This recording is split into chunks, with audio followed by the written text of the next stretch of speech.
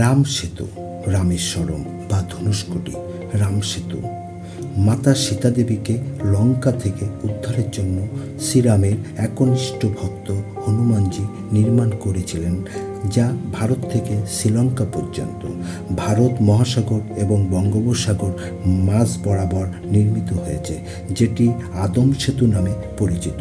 রামায়ণের বর্ণিত সেই রাম সেতুকে বাস্তবে সচক্ষে দেখতে ছুটে গিয়েছিলাম। রামের শরম থেকে ধনুষ্কোটি এর দূরত্ব 20 কিলোমিটার।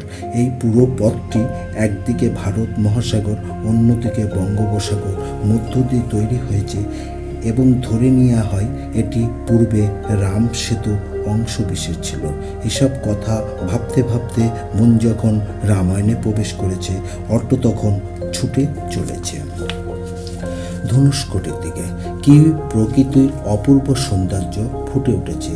এটি ভারতবর্ষের শেষ দিক, এর অন্য সাইডটা শ্রীলঙ্কা। এরকম জায়গা দুটো সমুদ্র মিলিত হয়েছে, এর মাঝখানে মান্না উপসাগর। ওখানকার মানুষের কাছে শোনা শ্রীলঙ্কা 14 কিলোমিটার দূরে, যা দেখাও যায় না। এই রামসেতু তৈরি এর গল্প সবার জানা আছে। লঙ্কার রাজা রাবণ যখন সীতা দেবীকে লঙ্কায় নিয়ে যায়, শ্রীরাম ও ভাই লক্ষ্মণ লঙ্কায় রওনা হন। যাবার সময় সমুদ্রকূলে দাঁড়িয়ে যায়। তারপর হনুমানজি দলবল নিয়ে এই সেতুটি নির্মাণ করেন। এটার রামায়ণে কথিত আছে, যা রামায়ণ অধ্যয়ন করে জানা যায়।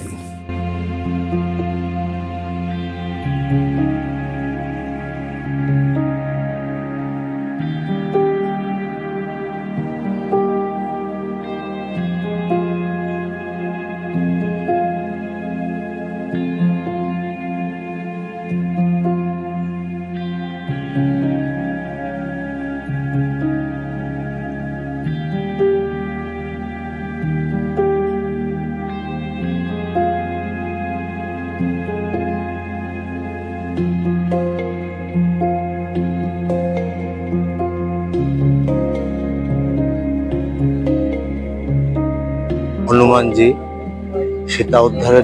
সীতারানীকে উদ্ধারের জন্য এই সেতুটি পাথর দিয়ে নির্মিত করেন। দূরে খেয়াল করলে দেখতে পাবেন ওপাশে হচ্ছে শ্রীলঙ্কা, সেতুর ওপাশে শ্রীলঙ্কা, এবং আমরা ভারতবর্ষের শেষ রাজ্য তামিল।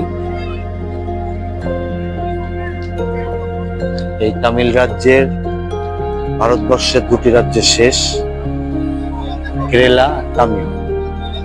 আমরা এখন ভারতবর্ষের শেষ রাজ্যটিতে অবস্থান করছি এবং ভগবান রামচন্দ্রের সেতুটি। এই সমুদ্রের নাম ভারত মহাসাগর, যা ওপাশে নির্মিত আরব মহাসাগর।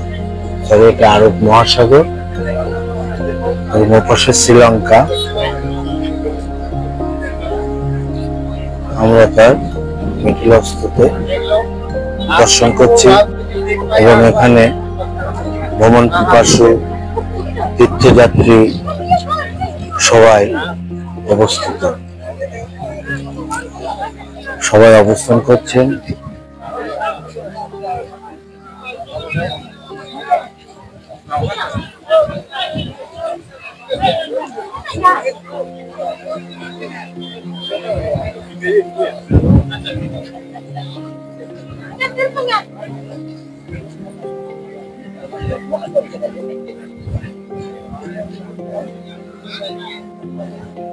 এই পাথর বেষ্টিত যে সেতুটি,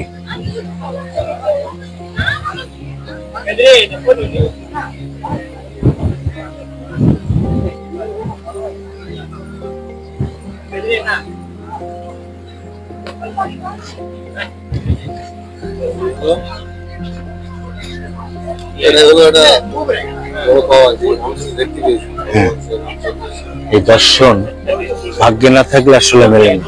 এটা হচ্ছে সম্পূর্ণ ভাগ্যের ব্যাপার।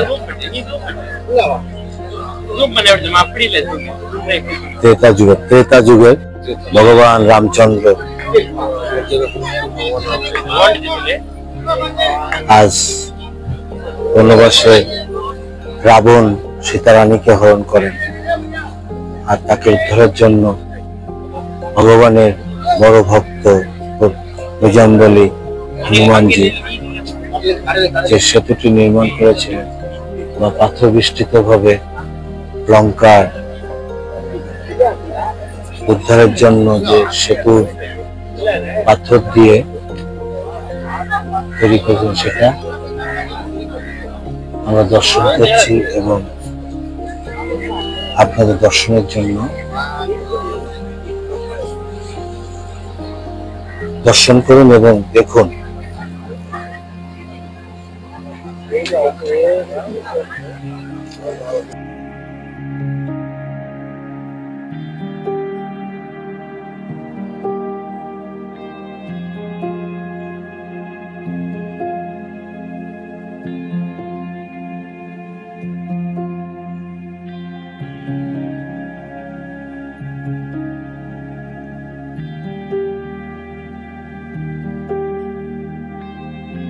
আমাদের চ্যানেলটি সাবস্ক্রাইব করে সাথে থাকবেন এবং নতুন ব্লগ ভিডিও দেখাতে সাহায্য করবেন। সবাই ভালো থাকবেন, সুস্থ থাকবেন, এই শুভকামনা করি।